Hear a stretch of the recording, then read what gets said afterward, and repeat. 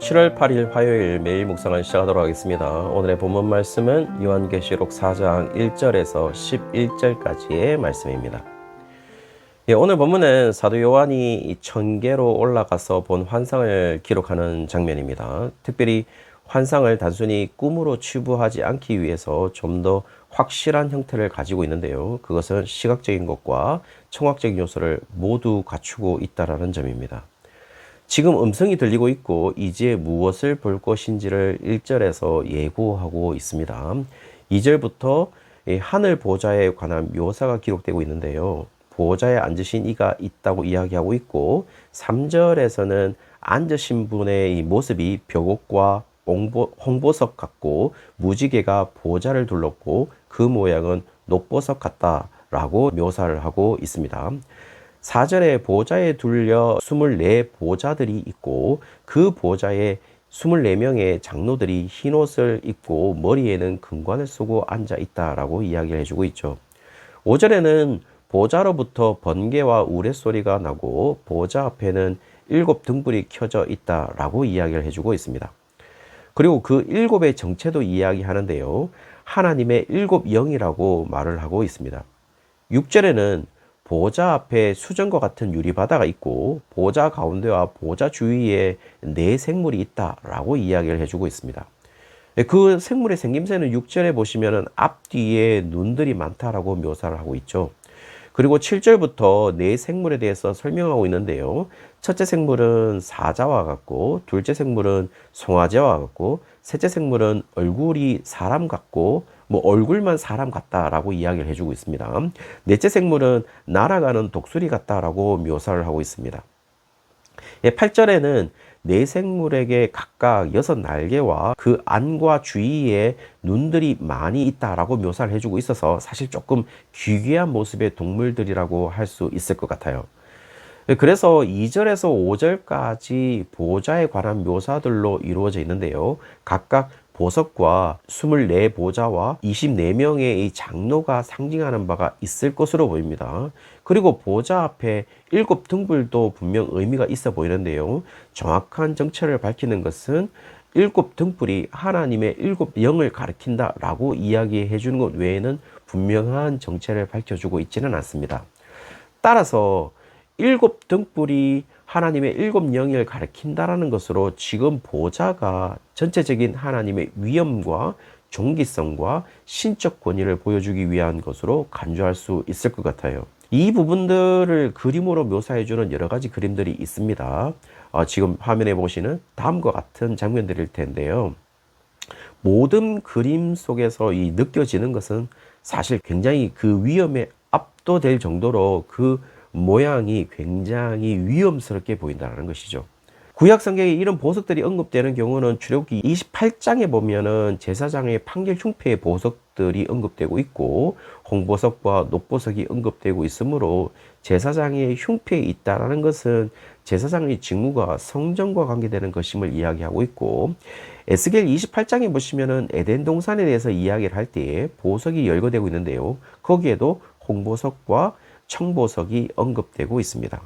그리고 이사야 54장에 보시면은 미래의 예루살렘으로 새 예루살렘을 묘사하는 가운데 청옥과 홍보석을 언급하고 있는 것을 보면 에덴 동산과 성전과 새 예루살렘은 모두 신적인 성격을 가진 장소이면은 틀림이 없지 않습니까? 그래서 이 신적인 성격을 가진 장소를 언급하면서 보석을 언급하고 있다면 지금 현재 환상을 보고 있는 보석으로 이루어진 보좌가 주는 느낌은 바로 하나님을 눈으로 보는 것처럼 압도되는 분위기를 지금 연출하고 있는 것으로 보여요.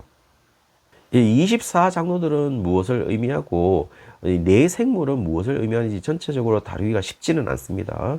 그러나 종합해보면 이들이 무엇을 상징하는지 논란의 여지가 있지만 대부분 이들에 대한 성격에 대해서는 24 장로는 하나님의 특별한 피조물을 대표한다라고 이야기를 해주고 있고 특별한 피조물이라면 하나님의 백성들을 가리킨다라고 볼 수 있겠죠. 따라서 24 장로는 하나님의 백성들의 대표다라고 말할 수 있을 것 같아요. 요한계시록 이전에 역대상을 살필 때에 제사장의 대표들, 그 다음에 성전에 직무를 하는 자들, 찬양대원들 모두 다 24반차라는 것을 안다면 이들이 하나님의 백성들의 대표들이라고 간주할 수 있을 듯 합니다. 단, 이 대표자들이 인간이 아닌 천사들이 그 대표자로서 여기에 환상으로 보여주고 있다라고 해석하는 사람들도 굉장히 많습니다. 물론 근거는 있습니다. 왜냐하면 여기에 인간의 얼굴은 나타나지만 인간이라는 존재는 단 한 명도 나타나지 않기 때문에 천사들로 보아야 한다는 해석자들도 있을 수 있겠죠. 그러나 그들이 천사들인지 인간인지 상관없이 그들이 지금 하나님의 백성들의 대표자라는 정체성은 분명해 보인다라는 것입니다. 자, 그렇다면 내생물은 무엇을 상징하는 것일까요? 분명 내생물이 가장 탁월한 피조물임에는 분명해 보입니다.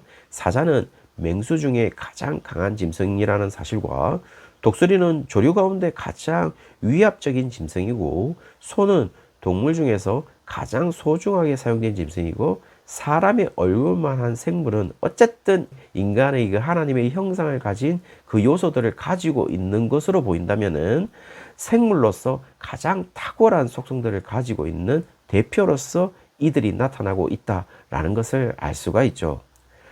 따라서 24장로는 하나님의 백성들의 대표라고 한다면은 이 네 생물은 모든 피조물의 대표다라고 할 수 있을 것 같아요. 중요한 사실은요, 이들이 모두 하나님이 창조한 창조물이라는 것이죠.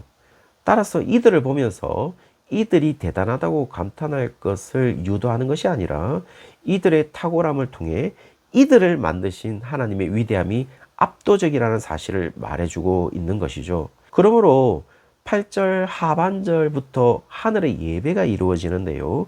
그 예배의 대상은 하나님 곧 전능하신 이다 라고 이야기를 해주고 있습니다. 그리고 그 속성으로 전에도 계셨고 이제도 계시고 장차 오실 일로 과거와 현재와 미래라는 시간의 영원을 계셨던 존재로서 하나님을 이야기하고 있습니다. 그래서 사실 24장로들도 그야말로 대표로서 위대한 존재들이고 내 생물들도 피조물에서 탁월한 존재들인데 그들이 지금 하나님 앞에 엎드려 경배하는 장면은 지금 그들 위에 누가 존재하는지 그들 위에 존재하는 하나님이 어떤 분인지를 정확하게 이야기해주고 있는 것이죠. 그리고 지금 그 장면을 사도 요한이 보고 있다라는 겁니다. 그렇다면 이 환상을 왜 사도 요한에게 보여주었겠습니까? 이유는 한 가지일 것 같아요. 그것은 실제로 진정으로 지금 인간의 과거와 현재와 미래라는 역사를 주관하는 자가 누구인지를 정확하게 밝혀주기 위해서인 것으로 보입니다. 그리고 지금 AD 1세기 말을 살고 있는 자들에게 보좌에 앉아있는 존재로서 생각할 수 있는 자는 로마 황제밖에 없습니다. 그리고 지금 로마 황제는 도미티안으로 그야말로 두려움의 대상인 것이죠. 그리고 로마 제국을 보면 신성 로마 제국이라고 해서 신이 세운 것과 동일한 거룩한 로마 제국이라고 불렸던 것은 당시 그리스도인들에게도 두 개의 보좌가 분명 존재했을 것인데 하나는 자신을 죽이는 로마 황제의 보좌이고 다른 하나는 자신들을 살리는 하나님의 보좌일 것입니다. 그러나 지금 환상은 로마 황제라는 존재 자체가 24장로로서 하나님의 백성의 대표에도 존재하지 않고 내 생물의 탁월함에도 전혀 미치지 못하는 존재로서 로마 황제가 지금 존재하고 있다는 사실을 이야기해주고 있죠. 아마 지금 로마 황제의 핍박 속에 살아가는 그리스도인들은 로마 황제가 모든 것을 주관하고 그들의 과거와 현재와 미래를 결정하는 권한을 가진 자처럼 보일 수도 있을 것 같아요. 그렇지만 지금 하늘의 보좌를 보여주면서 로마 황제라는 세상의 보좌에 앉은 이는 허상이고 가짜라는 사실을 말해주고 있죠. 그리고 지금 그가 7교회 성도들의 과거와 현재와 미래를 결정하지 못한다라는 사실을 이야기해주고 있다라는 겁니다. 오로지 그리스도인들의 과거와 현재와 미래를 결정하시는 이는 전에도 계셨고 이제도 계시고 장차 오실이신 하나님 곧 전능하신 이라는 사실을 오늘 본문이 이야기를 해주고 있습니다. 그들은 로마 황제의 핍박 속에 하늘이 무너지는 것 같은 현실을 맞이하고 있을 것이지만 그 하늘은 여전히 찬란하게 존재하고 있는 것이죠. 인간의 힘으로 무너질 하늘이 아니라는 사실을 환상으로 보여주고 있다는 겁니다.